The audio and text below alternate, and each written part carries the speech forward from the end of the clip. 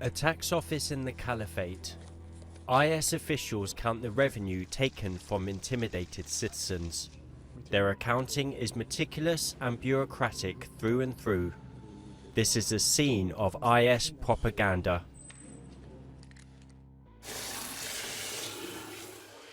This woman recently escaped to a German refugee center with her family. A few weeks ago, they were still living in the so-called Caliphate. She has experienced this IS extortion firsthand. كل شيء هاي ماشي هاي دراجة نارية شو بدك بالدراجة السيارة المي كهرباء تليفون شو بدي احكي لك كمان قصاب لحتى تدفع الا يختم لك عليا الا عليا ختم الدولة الإسلامية صور يا رعاك الله. The refugees in this center describe how IS has taken everything from them through taxes, expropriation, robbery and extortion. Those who do not comply are killed.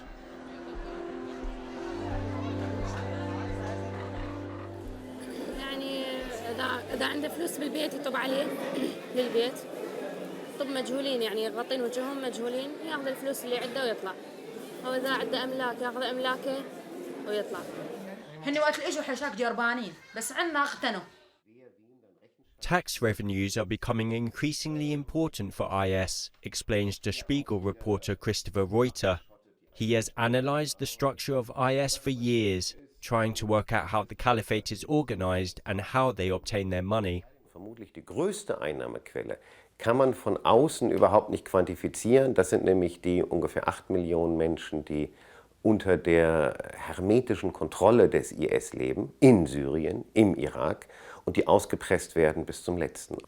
Es gibt die 5%ige Zakatsteuer, aber darüber hinaus werden immer wieder neue Abgaben erhoben für bestimmte Geschäftszweige, für den Import von irgendwelchen Gütern, wie vor einigen Monaten tiefgefrorenes Fleisch auf einmal besteuert wurde. Reuter explains how IS tax collectors work according to a plan, and he reveals a diagram to demonstrate the extent of the statewide organization. Was man hier sieht, ist die Gesamtverwaltungsstruktur des IS mit den einzelnen Abteilungen für Medizin, Erziehung, für all die zivilen Dinge. Und wenn man das mal ein bisschen aufzieht, dann sieht man hier in der Finanzverwaltung gab es 2 Punkte. Das eine ist das Rechnungswesen und das andere ist extra nochmal handschriftlich drunter gesetzt worden. Hier steht Ranima, Beute. Extortion is a fundamental part of the IS system, and their actions legitimize the pseudo-state. IS officials inspect and check everything, and residents must pay taxes for almost everything. A tax receipt issued by IS. The recipient of this receipt had to pay up for his non-Muslimness. IS is becoming increasingly bureaucratic. These propaganda images show a receipt being issued for every small transaction. These are taken to the tax office where they are handled and logged meticulously. This feeds their cash register. State financing through taxes is becoming increasingly important, confirms terrorism expert Loretta Napoleoni. She argues IS is more professionally organized than the West realizes. The biggest mistake that the West is doing today is the same that it's been doing right from the beginning. The fact that it wants to deny that it is a state. So it's acting as a state, it's presenting itself to the world as a state, and it is the beginning of a sort of revolution. IS controls an area comparable in size to the UK, including the cities of Mosul and Raqqa. Around 8 million people live under their control. It is unclear how much money the Caliphate takes from its inhabitants. There are, however, concrete figures from one region, Deir ez-Zor, a particularly oil-rich region. These papers show how IS obtains its money here.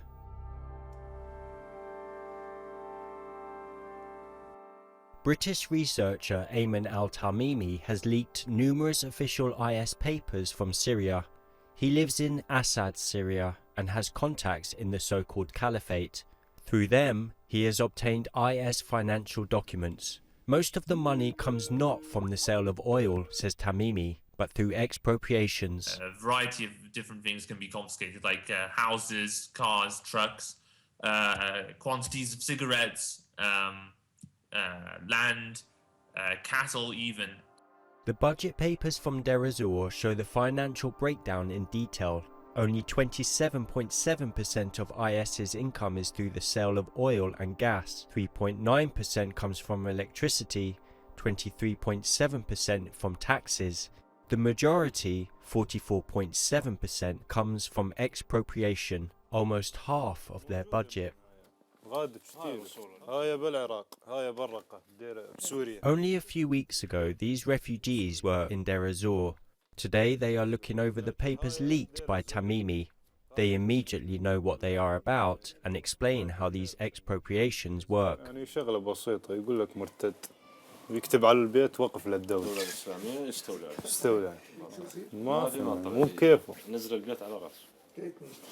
Another refugee, afraid of jeopardizing his relatives, agrees to speak anonymously. IS chose their targets randomly, he says, looking at the papers. Random, but in accordance with the rules of the Caliphate. اللي بيلاقوا بسيارته كروز دخان بتروح السيارة وهو بينسجن. Der IS betreibt am Ende eine Beuteökonomie. Er produziert nicht so viel, dass er auf Dauer sich finanzieren könnte aus dem, was er in dem eroberten Gebiet herstellt. Aber für eine Weile funktioniert das Auspressen der Bevölkerung, dann muss man neue Gebiete erobern. Experts disagree over how long IS can continue running the caliphate in this way. The fact is, the exploitation is being conducted in a highly bureaucratic manner. IS create their own statewide structures, their own law and order. These are further propaganda images. This is the first time that we see a jihadist organization really running a state in a very modern fashion. They haven't made the mistake of other organizations like, the PLO, for example, where, was riddled with corruption, or the Taliban, who de facto were in occupying power. What they're trying to do here is to achieve the consensus of the population through social works, but also through a smooth running of the everyday life inside the caliphate. As each day passes, IS is becoming more like a legitimate state. This is why experts like Loretta are so convinced that the bombing of oil infrastructure will do little to halt this growth.